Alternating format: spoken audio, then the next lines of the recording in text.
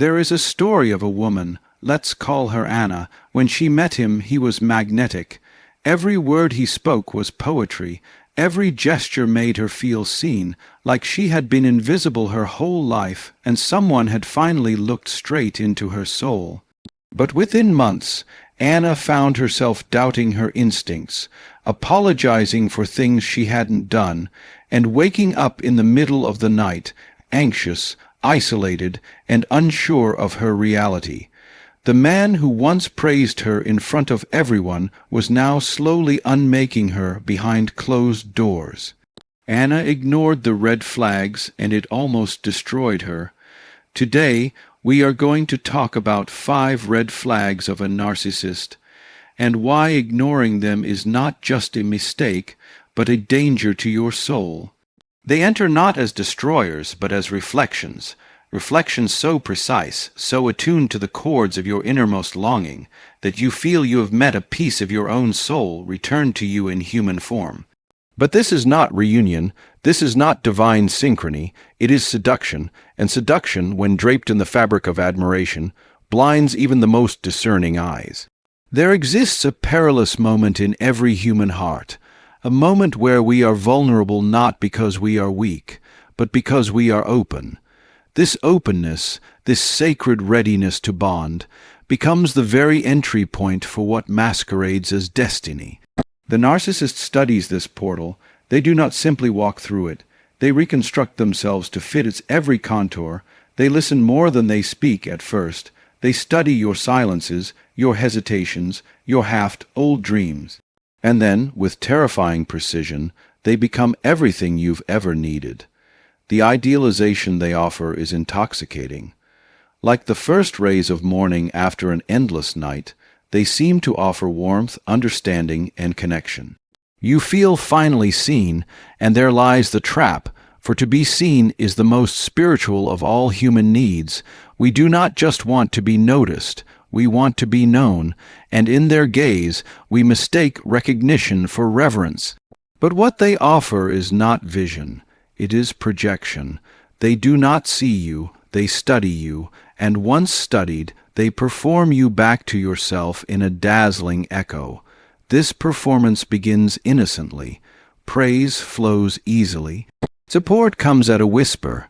Public admiration is wrapped in sincerity. You are lifted, not to honor you, but to elevate themselves in your eyes. You are placed on a pedestal, not for your worth, but to gain access to your spirit.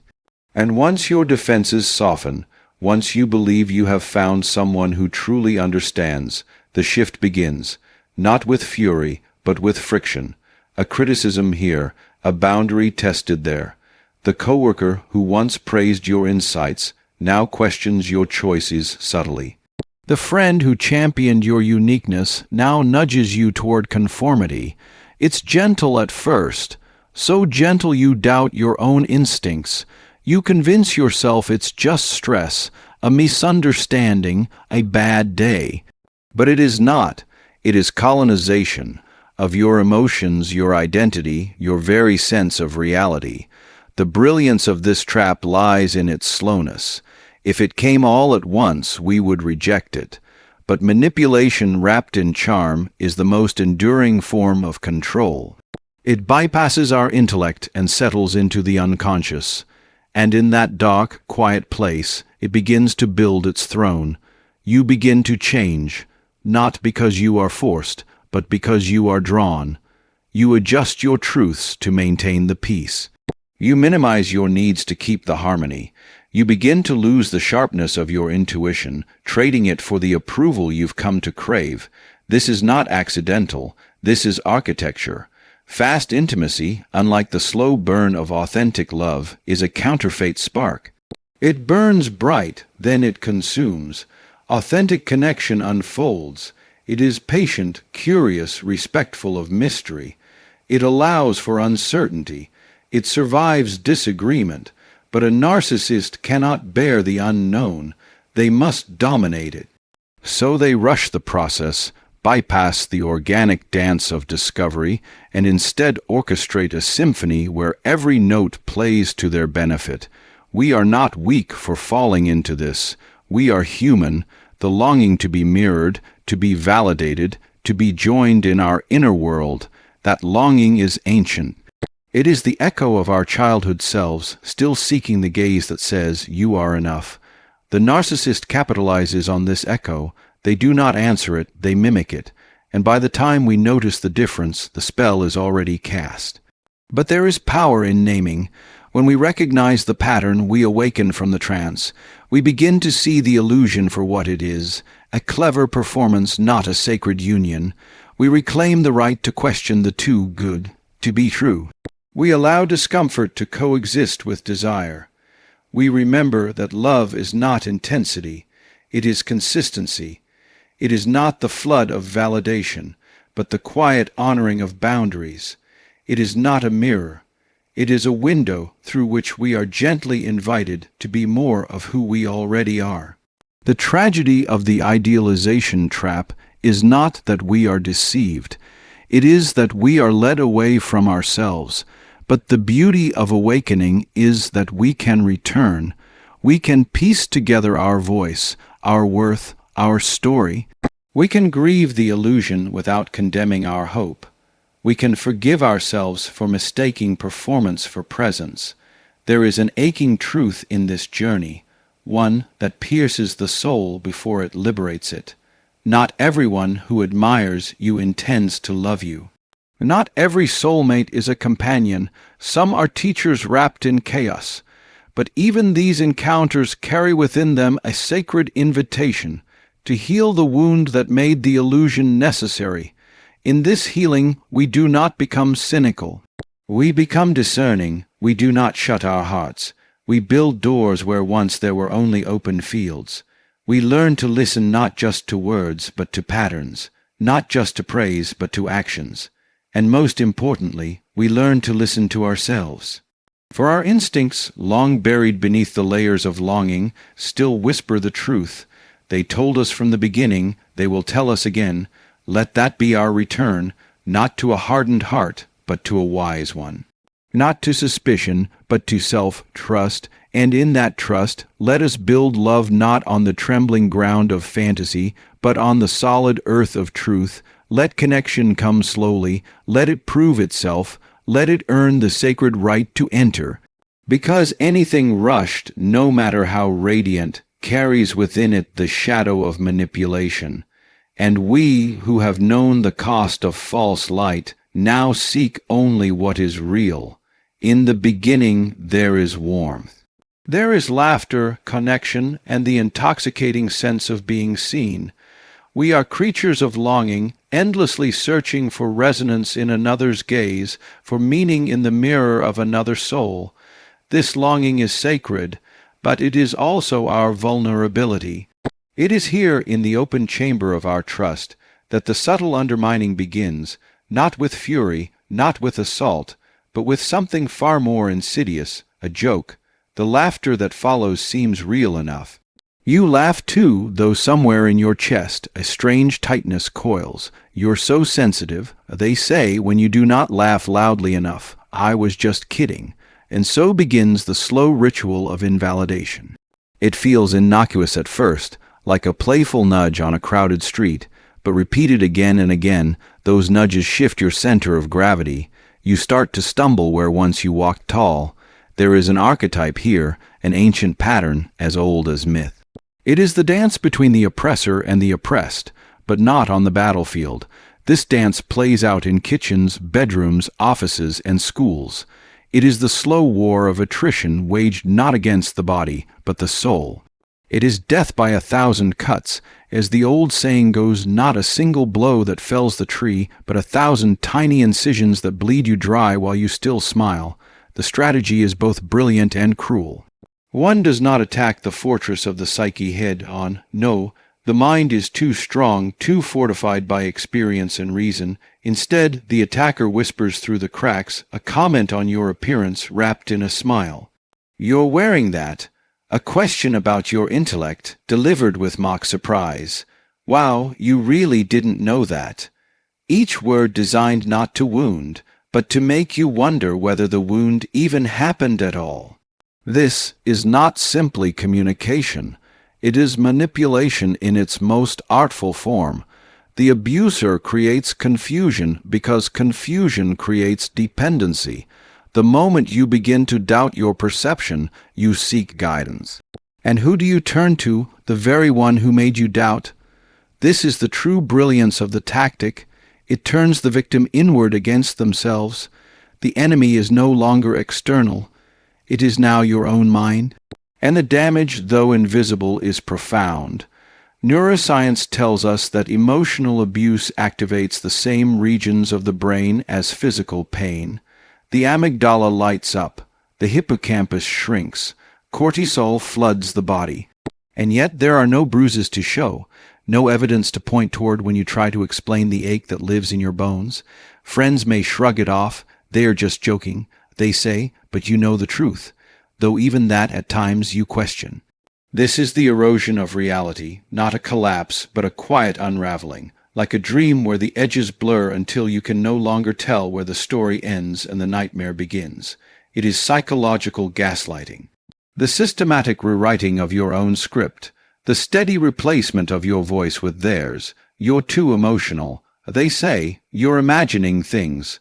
Slowly, your instincts are no longer your own. You begin to outsource yourself. Worth, your confidence, your very sense of reality, but it goes deeper still. The psyche is not just a structure.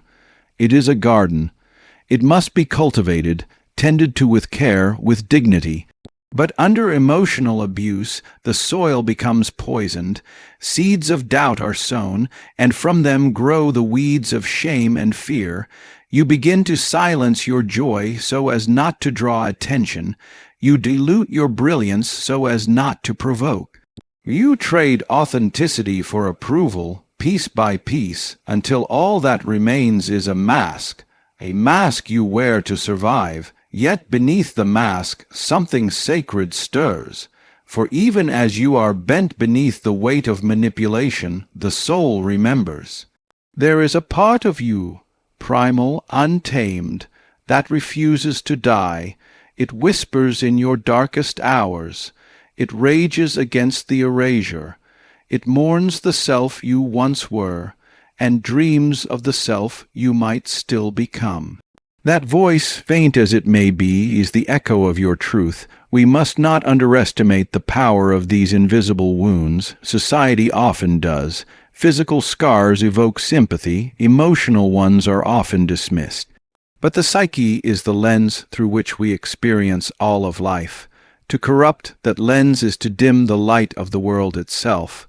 When you are made to doubt your beauty, your brilliance, your being, you begin to walk through the world as though you do not belong to it. This is not weakness. It is injury, and it deserves healing, not shame. In every myth there is a descent into the underworld, the cave, the abyss. This descent is terrifying, but it is also necessary. Because it is only in the depths that we confront the shadow, the pain, the lies we have accepted as truth. And it is only through this confrontation that we begin to rise, to reclaim the parts of ourselves that were taken, to stitch the soul back together with thread made not of denial, but of defiance. The journey is not easy. The path back to the self is paved with grief, rage, and hard-earned clarity, but it is a path worth walking. For on the other side of emotional trauma lies a strength forged in fire, a knowing that cannot be unlearned, a voice that, once silenced, now sings with power, not the power that dominates, but the power that endures.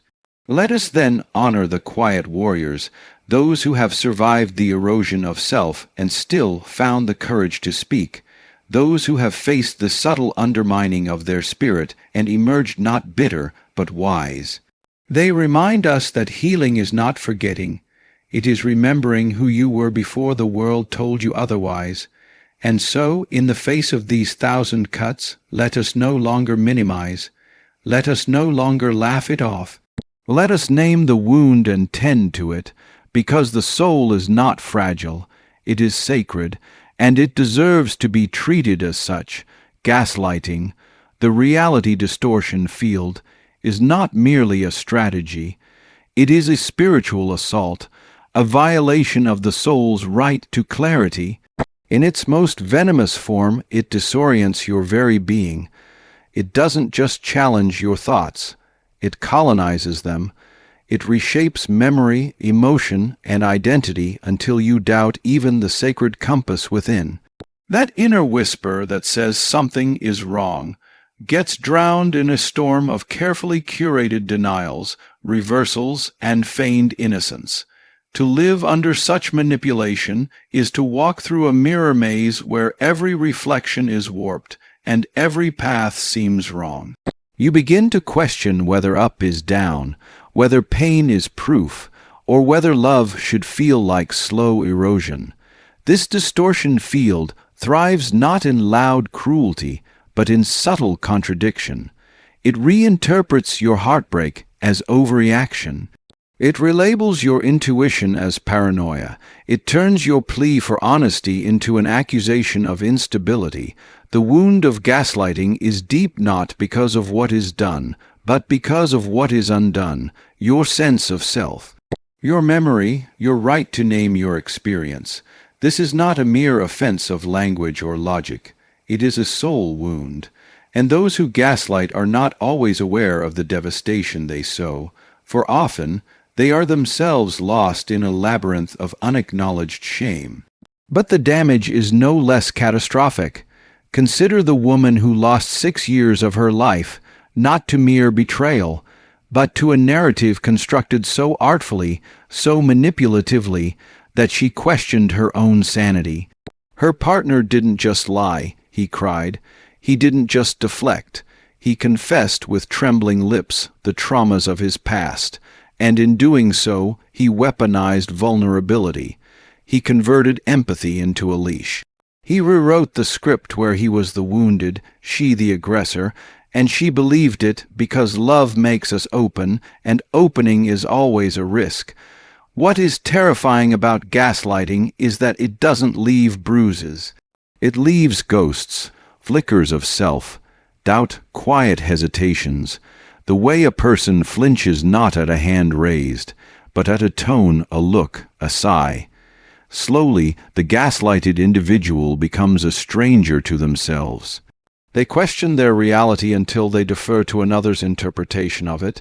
Maybe I am imagining things, maybe I am too sensitive, maybe I really do make everything about me. These are not thoughts, they are infections. And here lies the tragedy. When we are gaslighted, we don't just lose trust in the other. We lose trust in our inner world, the sacred compass of the psyche, the one that points us toward truth away from danger, gets broken. And the longer we remain in that distortion field, the more we forget what clarity feels like. The voice that once told us this isn't right gets quieter, while the voice of the manipulator gets louder, internalized, even sanctified. Until one day, we may no longer need them to distort our reality. We will do it ourselves. This is the deepest violence, to be turned against oneself, to no longer be an ally to your own heart, to punish yourself for reacting to pain, to seek forgiveness not for what you've done, but for what you've felt. This is not love. It is a form of psychic colonization. A relationship should be a temple where two truths meet, not a courtroom where one is always guilty and the other always righteous. Many who are caught in this web of psychological manipulation don't even realize what is happening. The gaslighter wears masks. Lover, protector, victim, savior. These masks confuse and compel. They provoke guilt in the empathic heart. And once guilt has a foothold, it can be used to excuse anything. Infidelity becomes a cry for help. Lies become misunderstandings. Rage becomes passion. And the one seeking clarity is told they are the problem. Gaslighting does not work on everyone. It works on those who love deeply, who care enough to question themselves, who hope enough to believe that people can change. But hope without boundaries is a dangerous thing. Love without truth is not healing, it is haunting, and for the one being gaslit there comes a moment, if they are lucky, when the internal dissonance becomes too loud to ignore, when the body protests what the mind tries to excuse. When the soul rises up and whispers the forbidden words, "This is not love." To break free from gaslighting is not simply to leave a relationship. It is to reclaim your reality. It is to gather the scattered fragments of yourself and slowly, painfully, piece them back together. It is to sit in silence and learn again what your feelings sound like without someone else's edits. It is to return to your own center of gravity. This is no small task.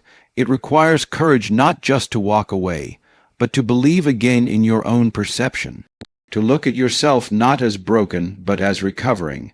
And for those who have been there, for those who have felt the pull of love twisted into a leash, who have stood in the ruins of their own gaslit truth, know this: what you felt was real. What hurt for a reason. Your confusion was not weakness. It was the intelligence of a spirit fighting to survive distortion. You are not crazy. You were distorted. You were disoriented by a force that wanted control more than connection. And now you are free. There is a great responsibility in understanding gaslighting, not just to protect ourselves, but to recognize when we are close to repeating its patterns. For we all carry shadows. We all, at times, wish to reshape the story to avoid blame, but love asks more of us. It asks us to own our actions, to hear another's truth, to accept the discomfort of being seen as fallible. If we cannot bear that, then we are not loving, we are controlling. Reality should never be a battlefield, and if someone consistently asks you to surrender your truth to keep their peace, you are not in a relationship. You are in a prison. The door may be invisible. The chains may be made of words and tears. But the captivity is real. Let this be the moment when you choose clarity over chaos, not because it's easy, but because your soul deserves the light.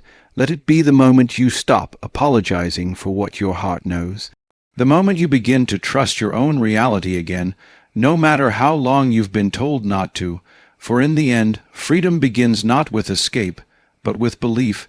Belief that your truth matters, that your voice is valid, that your reality is not a problem to be fixed, it is a truth to be honored.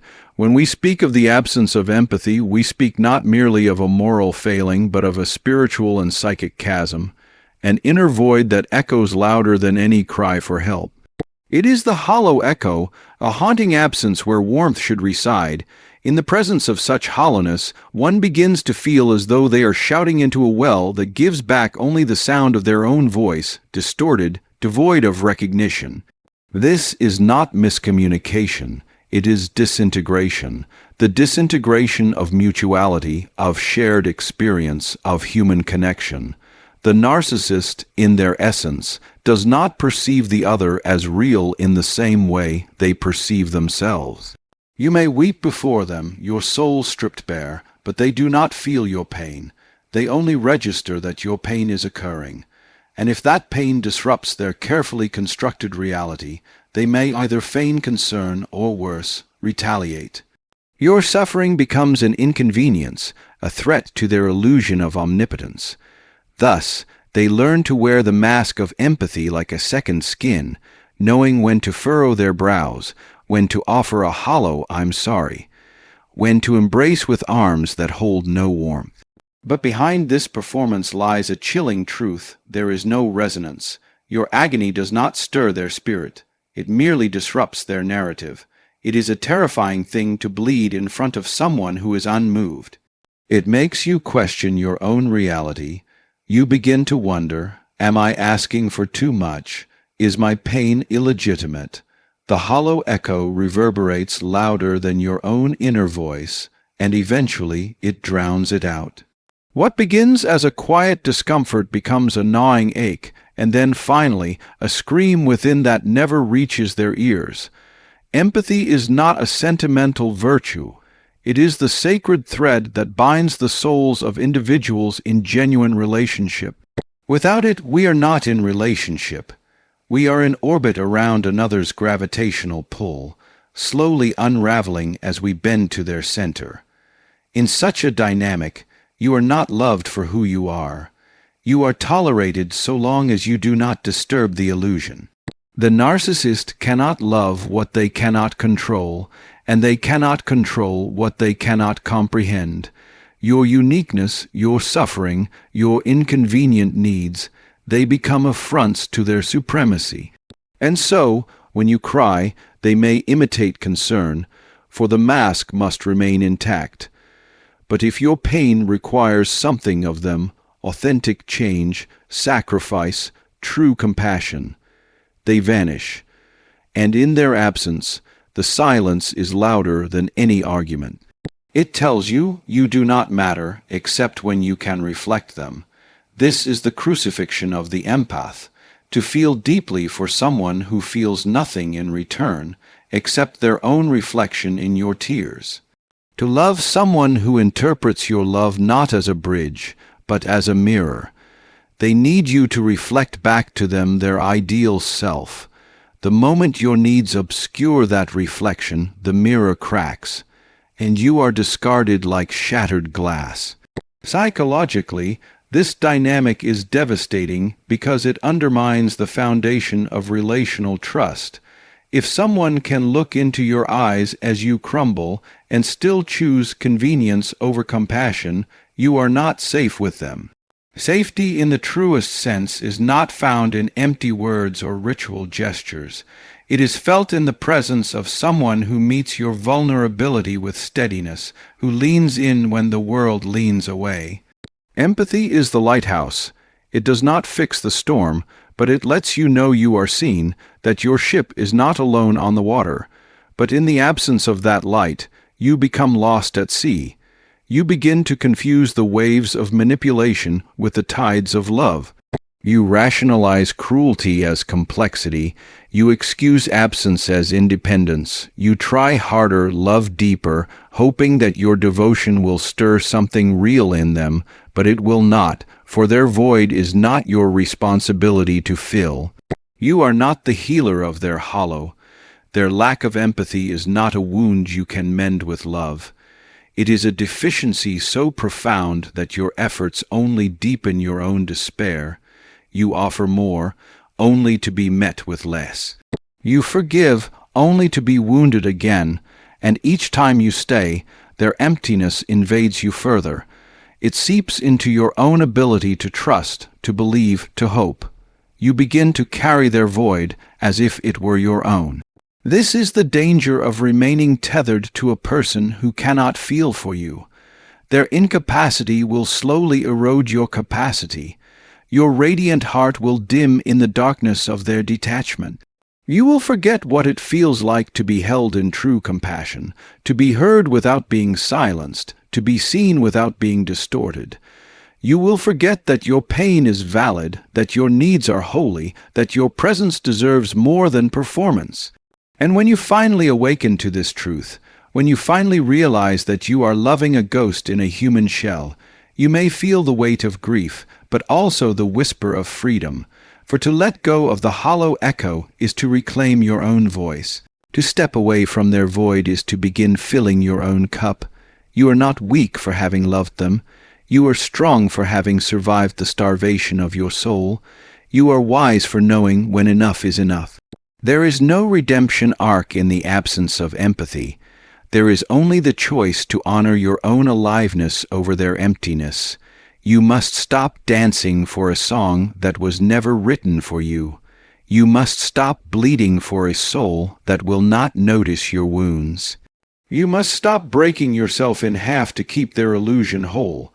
Love is not meant to hollow you out. Love is not meant to make you invisible. Love is not meant to punish your pain. You are not here to echo someone else's emptiness. You are here to embody your fullness. Let that be the end of your suffering and the beginning of your liberation. The cycle of idealize, devalue, and discard, this cruel, calculated pattern, is not just the behavior of a narcissist. It is the slow erosion of the soul of their target. It is a psychological architecture designed not for love, but for control. And though it may masquerade as intimacy, Beneath the surface lies a dark alchemy, one that transforms affection into manipulation, trust into subjugation, and hope into despair. This is not merely a relationship gone wrong. It is a psychic dance with an archetype of seduction and destruction, a dance that begins with a promise and ends with betrayal. At first they see you, not truly, but with an intensity that mimics adoration. You feel chosen, almost divine. They reflect back your dreams, your light, your unspoken longings. It feels like destiny, like the universe itself has tilted its gaze in your favor. This is the idealization stage, and it is intoxicating. The narcissist studies your soul like a cartographer, mapping your vulnerabilities, cataloging your values, learning your wounds. And with every carefully crafted compliment, every passionate gesture, they are not loving you. They are preparing to possess you. But slowly, imperceptibly at first, something shifts. Their gaze begins to change. Where once there was warmth, there is now cool observation. The praise fades, replaced by subtle critiques. You begin to feel confused, unsure of what you did or if you did anything at all. This is the devaluation stage, and it is the unraveling of your worth. You try harder, you give more, you silence your intuition in favor of their logic, and still it is not enough. Nothing ever is. Eventually the discard arrives, not always with fireworks or final words, often with a silence so profound it echoes through your bones. It is abrupt, heartless, and surgically clean. One day you are everything, the next you are invisible. This isn't forgetfulness, it is annihilation. You who once were their world are now a ghost, and you begin to question your very existence. Was any of it real? Did I imagine the love? Did I misread every sign? But here lies the paradox the narcissist often returns. Just when you begin to breathe again, to feel the faint pulse of your autonomy, they reappear with tears, with apologies, with declarations of change. They speak of therapy, of God, of awakening. It is a grand performance, designed to reach the parts of you that still long for meaning, still believe in transformation. And if you are not vigilant, you may confuse this act for redemption. But it is not redemption. It is recycling. One woman, like so many, escaped the grip of her narcissistic husband after years of emotional erosion. She had lost her selfhood inside his chaos. When she finally left, he did what so many narcissists do. He pursued her with tears in his eyes and scripture on his lips. He said he had found faith, that he had changed. She believed him. 3 months later, he had drained her bank account, emptied her trust, and filed for full custody of their child. He hadn't changed. He had recalculated. This is the devastating truth. Repetition is common. Redemption is rare, not because people cannot change, but because the narcissist does not believe they are the problem. They believe the world is wrong for not feeding their hunger. And when their supply runs dry, they seek a refill, not reconciliation. Their return is not about love. It is about control regained. Why do we fall for it? Because the soul craves meaning, craves wholeness. Because many who find themselves in the grip of such a person are empaths, healers, dreamers, those who believe in the goodness of others. Those who believe in the power of love to transform. But here, love is not medicine, it is bait. To walk away from this cycle is not just an act of escape, it is an act of self-resurrection.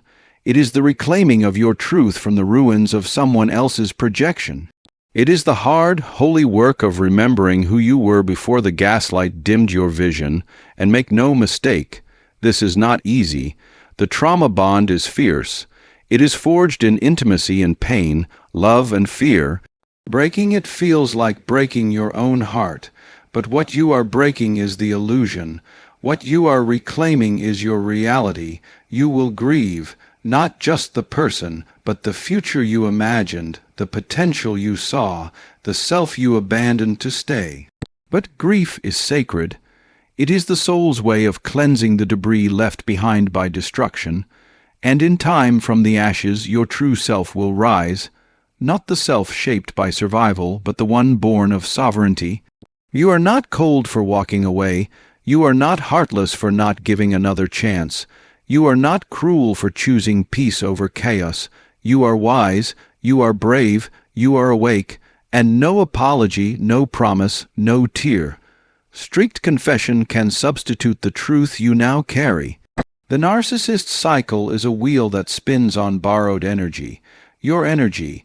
Every turn is fueled by your hope, your forgiveness, your willingness to see the best in them. But you are not a battery. You are not a mirror, you are not a resource to be mined. You are a sovereign soul, capable of love that does not require self-erasure. And so when they return, and they often do not listen with your ears. Listen with your body, feel the tension in your chest, the heaviness in your limbs, the chill that grazes your spine.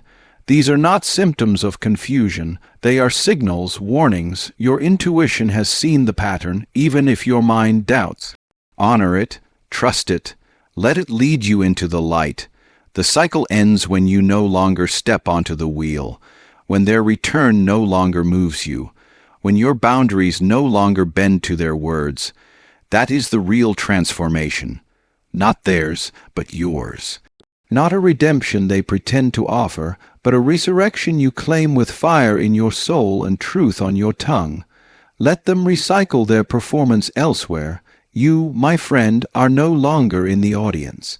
When you ignore these red flags, you are not just risking heartbreak. You are risking the disintegration of your identity. The narcissist does not destroy you with fire or fists. They destroy you by making you doubt your light, question your worth, and abandon your truth. But the good news: you can leave, you can heal, you can reclaim your voice. You are not crazy, you are not too much, you are not hard to love. You were simply trapped in the orbit of someone who feeds on the very soul you are meant to protect. So to those of you listening, trust the red flags. They are not obstacles to love, they are messengers of truth, and the truth will always set you free. Thank you.